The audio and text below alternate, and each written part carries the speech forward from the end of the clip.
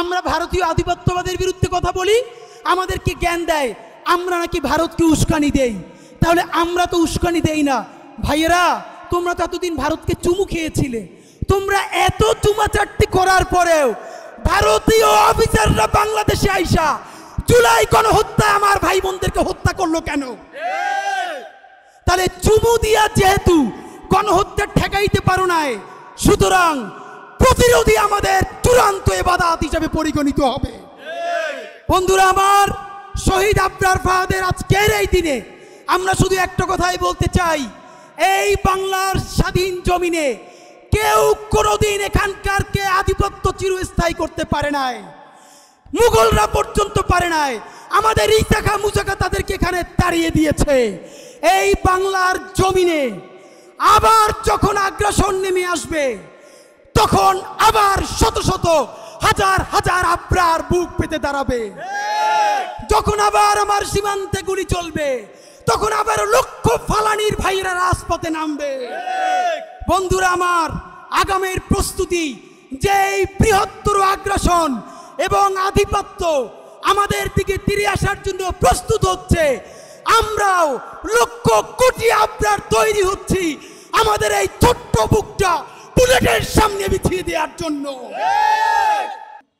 আমরা দাঁড়িয়েছি যেই বিল্ডিংয়ে বসে বাংলাদেশের পিলখানার মধ্যে ঢুকে পিলখানা মেসাকারের সাক্ষীরা বলেছেন, তারা দেশপ্রেমিক সেনাবাহিনীকে যখন হত্যা করা হয় তখন হিন্দিভাষী অফিসারদেরকে সেখানে উপস্থিত দেখেছেন।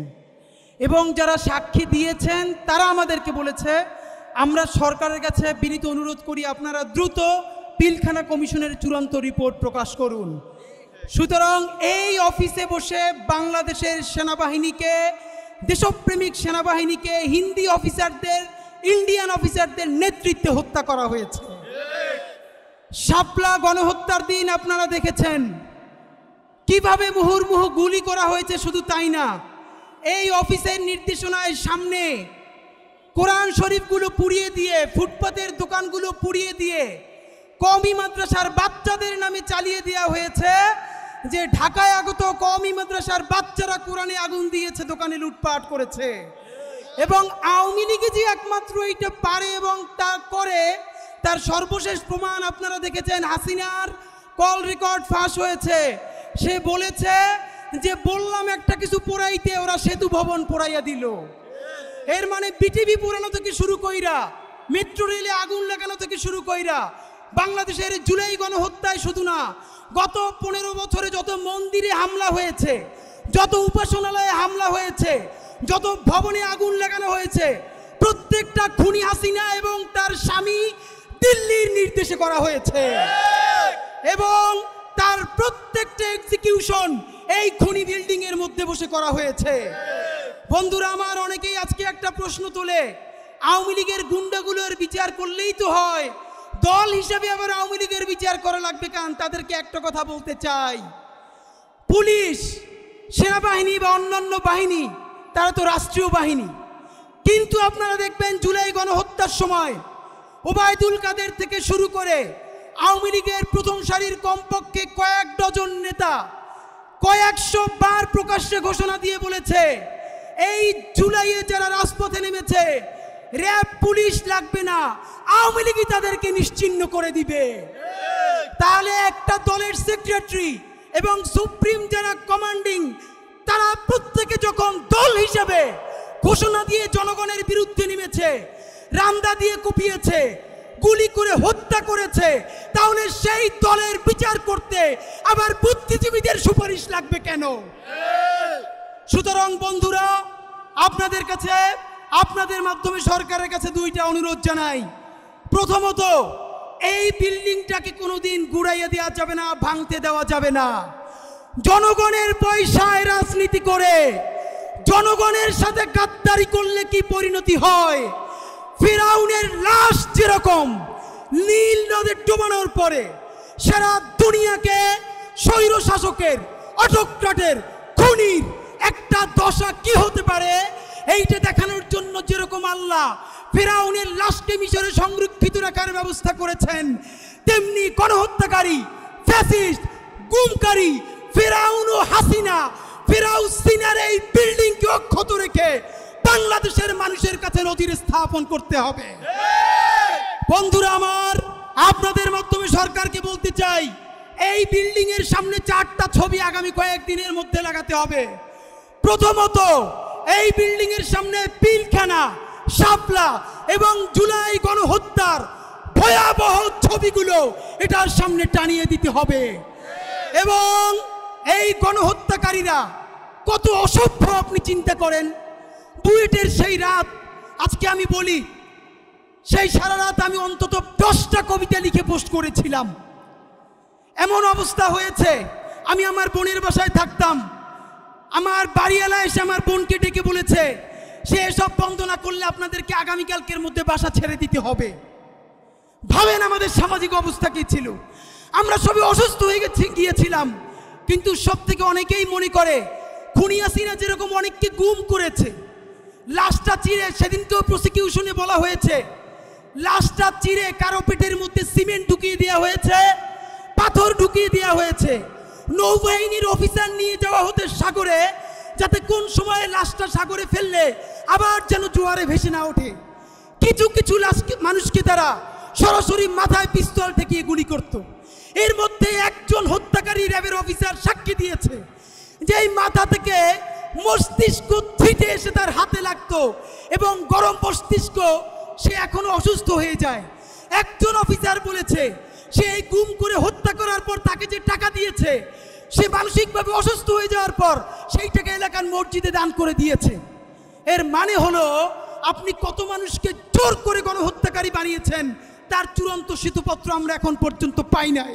বন্ধুরা আমার মনে আছে, ঢাকা বিশ্ববিদ্যালয়ে যেদিন গায়েবানা জানাজা হয়, তখন আমি ঢাকা বিশ্ববিদ্যালয়ের শিক্ষার্থী নই। সেই গায়েবানা জানাজার পরে বুয়েট অভিমুখে যে মিছিল হয়েছিল, সেই দিনই আমরা বুঝেছিলাম হাসিনা যে টিকবে না তার প্রমাণ আবরারকে হত্যার পরে, যখন চতুর্পাশে ইন্ডিয়ান এম্বাসি এবং ইন্ডিয়ান এজেন্সি, গণহত্যাকারী আওয়ামী লীগ যখন রান্দা নিয়ে সারা দেশে প্রস্তুত, সেই মুহূর্তে আমার ভাইয়েরা, আমার বোনেরা ঢাকা বিশ্ববিদ্যালয়ের মিছিলে স্লোগান দিয়েছিল দিল্লি না ঢাকা, ঢাকা ঢাকা। সেদিনকে আমরা মনে করেছিলাম ফেরাউনের এই মসনদ চিরদিন টিকে থাকবে না ইনশাআল্লাহ। বন্ধুরা আমার, আপনাদের মাধ্যমে দুটো দাবি জানালাম। এইখানে শহীদ আবরার ফাহাদের ছবি টানাতে হবে। এর কারণ আপনারা খেয়াল করেন, তখন একটা গণ অভ্যুত্থানের পর্যায়ে তৈরি হয়েছিল। বিশিষ্ট নাট্য অভিনেতা আবুল হায়াত সাহেব, তাকে আমরা সবাই শ্রদ্ধা করি। শুধু একটা ঘটনা বলে শেষ করি। উনিও বুয়েটের শিক্ষার্থী ছিলেন। বাংলাদেশের বুয়েটের অনেক অ্যালামনাই এই ঘটনাটা নিতে না পেরে তারা বুয়েটের সামনে প্রতিবাদ করতে গিয়েছিলেন। দেখেন আজকে যাদেরকে আপনারা কালচারাল আইকন বলেন, বিনম্র শ্রদ্ধা বলে, এই প্রত্যেকটা বদমাইশ তখন আবুল হায়াতের মতো একজন ভদ্র মানুষ, জীবনে রাজনীতি করেন নাই, তিনি কেন আবরার ফাহাদের হত্যার প্রতিবাদে বুয়েটে গেলেন? তাকে নিয়ে এমন কোনো জঘন্য মিম নাই যেগুলো তারা পোস্ট করে নাই। সেই সেবাদাসগুলোই আজকে কখনো বিনম্র শ্রদ্ধা বলে। আমরা ভারতীয় আধিপত্যবাদের বিরুদ্ধে কথা বলি, আমাদেরকে জ্ঞান দেয় আমরা নাকি ভারতকে উস্কানি দেই। তাহলে আমরা তো উস্কানি দেই না। ভাইয়েরা, তোমরা তো এতদিন ভারতকে চুমু খেয়েছিলে, তোমরা এত চুমাচাট্টি করার পরেও ভারতীয় অফিসাররা বাংলাদেশে আইসা জুলাই গণহত্যা আমার ভাই বোনদেরকে হত্যা করলো কেন? তাহলে চুমু দিয়া যেহেতু গণহত্যা ঠেকাইতে পারো নাই, সুতরাং প্রতিরোধী আমাদের চূড়ান্ত ইবাদত হিসেবে পরিগণিত হবে। বন্ধুরা আমার, শহীদ আবরার ফাহাদের আজকের এই দিনে আমরা শুধু একটা কথাই বলতে চাই, এই বাংলার স্বাধীন জমিনে কেউ কোনোদিন এখানকারকে আধিপত্য চিরস্থায়ী করতে পারে নাই। মুঘলরা পর্যন্ত পারে নাই। আমাদের ইসাখা মুসাখা তাদেরকে এখানে তাড়িয়ে দিয়েছে। এই বাংলার জমিনে আবার যখন আগ্রাসন নেমে আসবে, তখন আবার শত শত হাজার হাজার আবরার বুক পেতে দাঁড়াবে। যখন আবার আমার সীমান্তে গুলি চলবে, তখন আবার লক্ষ ফালানির ভাইয়েরা রাজপথে নামবে। বন্ধুরা আমার, আগামের প্রস্তুতি যে বৃহত্তর আগ্রাসন এবং আধিপত্য আমাদের দিকে তীরে আসার জন্য প্রস্তুত হচ্ছে, আমরাও লক্ষ কোটি আবরার তৈরি হচ্ছি।